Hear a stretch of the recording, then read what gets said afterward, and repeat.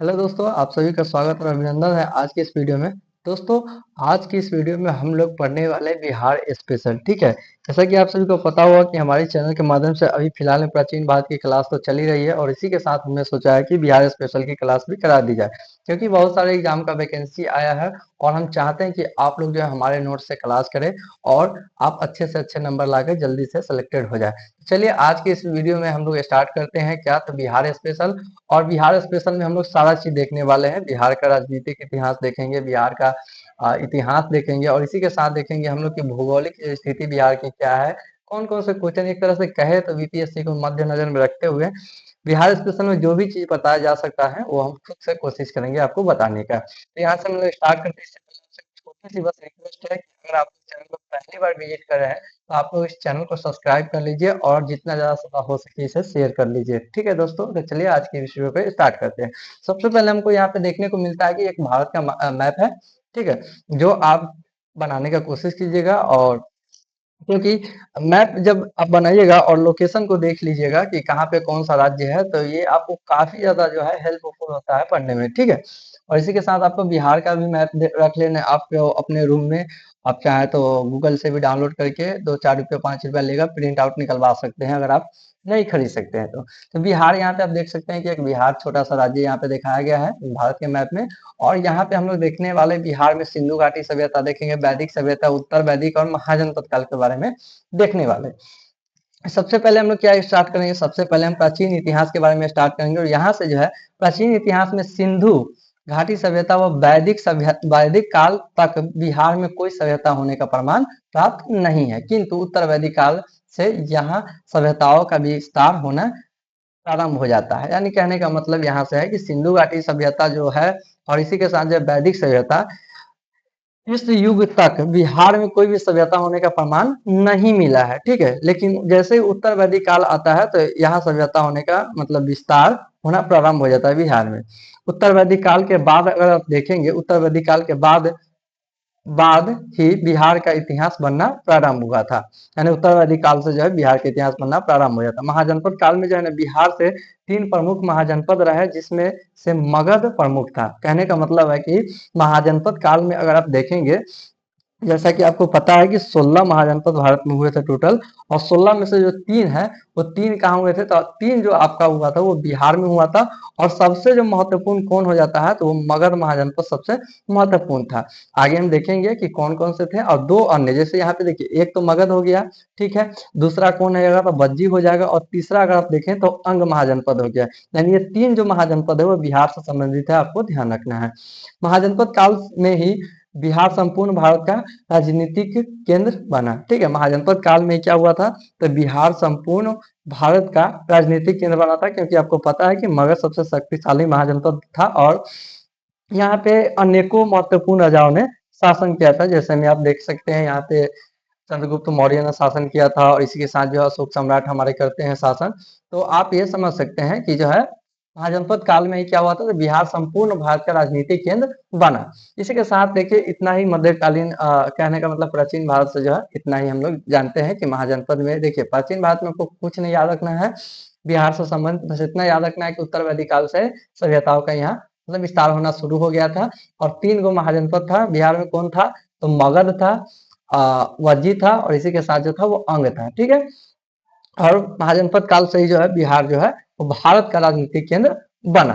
इसी के साथ देखिए मध्यकालीन भारत में देखेंगे तो मध्यकालीन भारत के इतिहास में भारत का केंद्र बिहार से दिल्ली व आगरा के क्षेत्र में स्थानांतरित हो गया। मध्यकालीन भारत में 1576 में अकबर बिहार पर अपना नियंत्रण कर लेता है। कब करता है तो 1556 में, सॉरी 76 में, 1576 में करता है। आपको ध्यान रखना है बंगाल वाले क्षेत्र पे। तो उस समय भी जो कहे तो ये जो है बिहार पे ही एक तरह से नियंत्रण कर लेता है। तो 1576 में अकबर बिहार पे अपना नियंत्रण कर लेता है।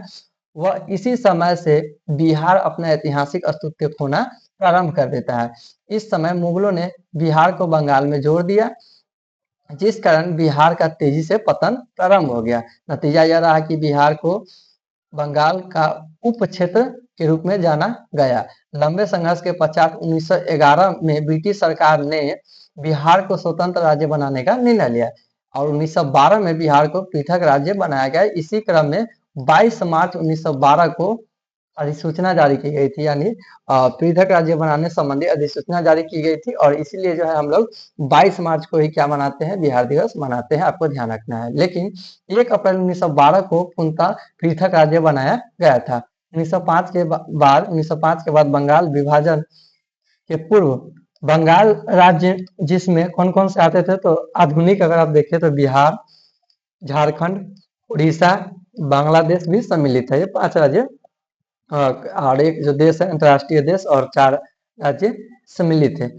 बंगाल से पृथक बिहार राज्य की स्थापना, जिसमें आधुनिक झारखंड एवं उड़ीसा राज्य सम्मिलित है। यानी बंगाल से जब अलग हुआ था तो उसमें कौन कौन से थे, बिहार जब बंगाल से अलग हुआ था तो उसमें झारखंड और उड़ीसा और वर्तमान जो बिहार है आप देखते हैं वो था।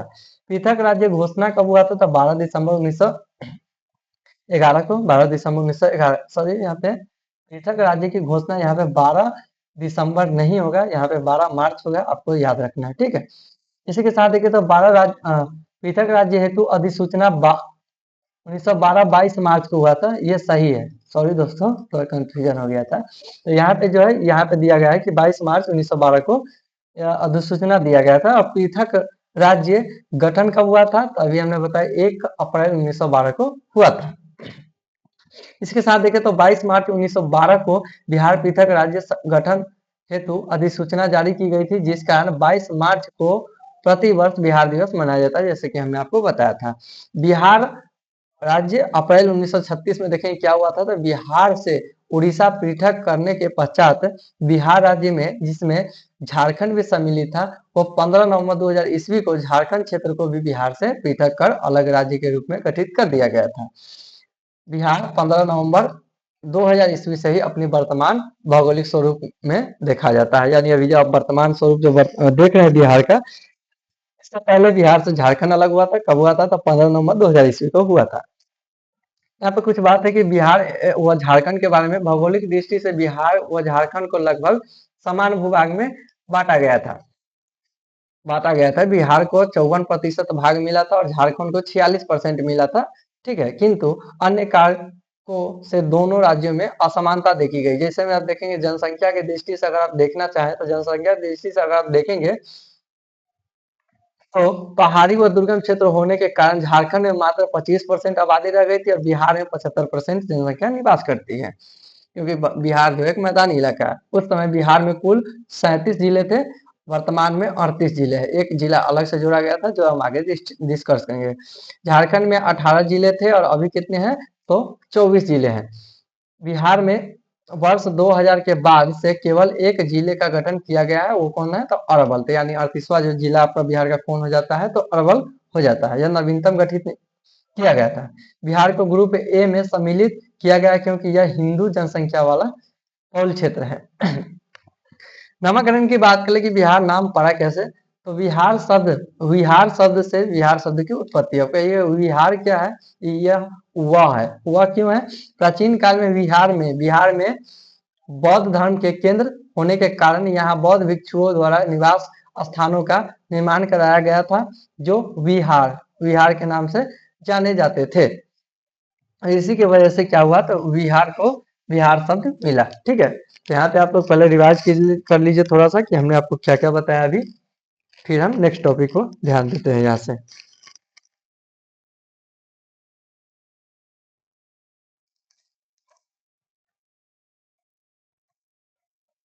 अब इसे उदाहरण के लिए यहाँ पे आप देखेंगे, जैसे नालंदा बिहार हो गया, विक्रमशिला बिहार हो गया, उदंतपुरी बिहार हो गया। विदेशियों द्वारा इस क्षेत्र को बिहार कहा जाने लगा, वो बाद में यह बिहार नाम से में परिवर्तित हो गया, जो वर्तमान नाम है। यहाँ पे देखिए बिहार का जो है वो अक्षांशीय व देशांतरीय विस्तार है। अगर आप यहाँ पे देखेंगे तो आप सोचेंगे कि कैसे याद रखना है। मैं आपको बता देता हूँ, जैसे आपको पता हो कि गौतम बुद्ध की जो मृत्यु कब हुई थी, तो 483 ईसा पूर्व में हुई थी। तो आपको याद रखना है कि पूरब से पश्चिम की जो लंबाई है बिहार की, वो 483 है, और उत्तर से दक्षिण याद करने के लिए आपको कुछ नहीं याद रखना है। यहाँ पे आपको 3, 4, 5 याद रखना है। 3, 4, 5 किलोमीटर हो गया। अगर आप नीचे देखेंगे तो बिहार का जो अक्षांशीय विस्तार वो कैसे है, तो आप देखिएगा यहाँ पे, जैसे तो आपको पता ही होगा कि इसे 24 डिग्री पढ़ेंगे, इसे 20 मिनट और इसे 10 सेकंड पढ़ेंगे, ठीक है? क्योंकि यहाँ पे एक कॉमा है तो इससे हम क्या पढ़ेंगे मिनट, और यहाँ पे 2 कॉमा है तो इसे हम सेकंड पढ़ेंगे, और यहाँ पे बिंदु है तो इसे हम क्या डिग्री पढ़ेंगे, ठीक है? तो यहाँ से आपको याद रखना है कि बिहार का जो अक्षांशीय जो विस्तार है वो 24, 20, 10 है। आप डिग्री और मिनट और सेकंड अपने माइंड में आप याद कर सकते हैं। आसानी से याद करने के लिए हम आपको बताते हैं कि 24, 20, 10 हो गया, ऊपर में देखेंगे तो 27, 31, 15 हो गया। इसी प्रकार देखेंगे पूर्वी देशांतर देखेंगे तो इसका कितना है, तो यहाँ से देखेंगे 83, 19, 50 हो जाता है, और यहाँ पे 88, 17, 40 इस प्रकार से आप देखेंगे तो आपको याद हो जाएगा। प्रशासनिक विभाजन देखेंगे तो बिहार में कुल 38 जिले हैं, ठीक है? कुल उपखंड कितने हैं जिसे उपमंडल भी कहते हैं वो 108 है। कुल प्रमंडल कितने हैं तो 9 है। और ये प्रमंडल वाला जो है अगर आप आगे देखेंगे बहुत विस्तृत जानकारी इससे आपको मिलने वाली है। कुछ विकास खंड जैसे ब्लॉक है वो 534 है। अंचल कितने तो 537 है। कुल ग्राम कितने तो 8000 प्लस है। बिहार के मध्य से गंगा प्रवाहित होती है जो बिहार को 2 बराबर भागों में क्या है तो बांटती है। उत्तर बिहार में लगभग 5 परिमंडल है। तो कौन कौन से 5 प्रमंडल है तो यहाँ पे देखिए टोटल कितने प्रमंडल थे तो यहाँ पे हमने बात किया था, यहाँ पे 9 प्रमंडल थे टोटल। इसमें से उत्तर बिहार में आप देखेंगे तो उत्तर बिहार में आपको कितने प्रमंडल है तो उत्तर बिहार में टोटल 5 प्रमंडल, जिसमें से पहला सारण प्रमंडल आप देखेंगे इसमें 3 जिला आता है। 3 जिला कौन कौन सा आता है तो 3 जिला यहाँ पे दिया गया है कि सारण हो गया, गोपालगंज और ये सिवान हो गया, और ये घाघरा और गंडक के बीच का क्षेत्र है। इसी के साथ देखिए तिरहुत प्रमंडल हो गया। तिरहुत प्रमंडल में कौन कौन सा आता है तो पश्चिम चंपारण, पूर्वी चंपारण आता है, सीतामढ़ी, शिवहर, मुजफ्फरपुर, और लास्ट जो हमारा आता है यहाँ पे वैशाली आ जाता है। तीसरा जो प्रमंडल आप देखें दरभंगा प्रमंडल, इसमें भी कितने हैं तो 3 जिले हैं। कौन से तो दरभंगा, मधुबनी और समस्तीपुर हो जाता है। चौथा प्रमंडल है कोसी प्रमंडल, इसमें भी 3 जिला आता है। कौन कौन सुपौल, मधेपुरा हो गया और सहरसा हो गया। पांचवा जो आता है पूर्णिया प्रमंडल, इसमें 4 जिला है। पूर्णिया हो गया, किशनगंज, अररिया और कटिहार हो गया। लेकिन यहाँ पे एक पॉइंट दिया हुआ है किशनगंज के सामने कि ब्रिटिश काल में यह एक ही प्रांत था। कहने का मतलब ये सारा जो है ब्रिटिश काल में एक ही प्रांत था, ये बता रहा है। ब्रिटिश काल में पूर्वी व पश्चिमी चंपारण एक ही था। ये भी बात आपको ध्यान रखना है कि ब्रिटिश काल में पूर्वी और जो पश्चिमी चंपारण है वो एक ही था। तिरहुत प्रमंडल मुख्यालय कहाँ है, तिरहुत प्रमंडल का जो मुख्यालय है वो मुजफ्फरपुर में स्थित है। और सीतामढ़ी मुजफ्फरपुर से पृथक कर इस जिले का निर्माण किया गया, यानी सीतामढ़ी जो जिला है यहाँ पे वो मुजफ्फरपुर से ही बनाया गया है अलग करके। और इसी प्रकार देखेंगे तो शिवहर यह भी मुजफ्फरपुर जिले से पृथक करके निर्मित किया गया है। दक्षिण बिहार की बात कर लेते हैं तो दक्षिण बिहार में टोटल कितने हैं तो 4 प्रमंडल है। और प्रमंडल वाला हम टॉपिक देखकर इसके बाद आज के जो क्लास एंड करेंगे, बाकी क्लास कल करेंगे। तो दक्षिण बिहार में आप देखेंगे तो टोटल 4 प्रमंडल है। और उत्तर में कितने थे तो उत्तर में टोटल 5 थे। टोटल कितने हो गए 9 हो गए। तो यहाँ पे पहला जो दक्षिण बिहार में आता है वो पटना प्रमंडल आता है। इसमें 6 जिले हैं। कौन कौन से तो कैमूर हो जाता है, रोहतास हो जाता है, बक्सर हो जाता है, भोजपुर, नालंदा और पटना। इस सभी को आपको क्या करना है मैप देखकर अगर आप याद करेंगे तो बहुत जल्दी याद हो जाएगा। उसके बाद दूसरा प्रमंडल देखते हैं मगध प्रमंडल, इसमें 5 जिला आता है। औरंगाबाद, गया, नवादा, जहानाबाद और अरवल आ जाता है। इसी के साथ देखेंगे अब यहाँ पे 2 प्रमंडल और है। पहले ये कुछ यहाँ पे पॉइंट दिया गया है, जैसे यहाँ पे हमने देखा था अभी थोड़ी देर पहले, यहाँ पे गया देखे थे तो गया के बारे में कुछ पॉइंट यहाँ पे दिया है कि गया जिलों को विभाजित कर जहानाबाद का गठन किया गया है। यानी यहाँ पे जो गया देख रहे हैं गया से ही क्या निकला है तो ये जहानाबाद जो है वो गया से ही अलग होकर बनाया गया है। नक्सलवाद के कारण जहानाबाद जिलों को विभाजित कर अरवल नवीनतम जिले का निर्माण किया गया है। मतलब कहने का मतलब पहले तो गया जिला से जहानाबाद बनाया गया, फिर जहानाबाद से अरवल को बनाया गया था, ये नक्सलवाद के कारण। मुंगेर प्रमंडल में देखेंगे तो 6 जिला आता है। 6 जिला में कौन कौन है तो मुंगेर हो गया, जमुई हो गया, बेगूसराय हो गया, शेखपुरा, लखीसराय और खगड़िया।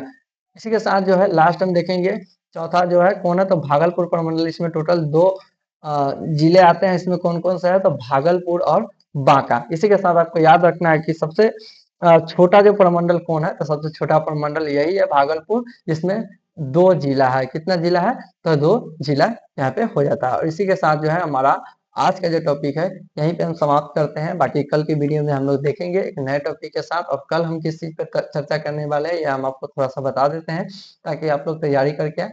कल हम लोग थोड़ा देखेंगे यही बिहार के आसपास के क्षेत्र के बारे में देखेंगे कि कौन से राज्य है चौहद्दी एक तरह से जिसे हम लोग कहते हैं बचपन में याद करते थे और कौन-कौन सा राज्य जो है किसके साथ बॉर्डर साझा करते हैं इसके बारे में विस्तृत जानकारी प्राप्त करेंगे। तो बाकी आपसे उम्मीद है कि अगर आपको ये वीडियो थोड़ी भी अच्छी लगी हो तो प्लीज़ इस वीडियो को सब्सक्राइब कीजिए, चैनल को सब्सक्राइब कीजिए, वीडियो को लाइक करके अपने दोस्तों के साथ शेयर कीजिए। जय हिंद।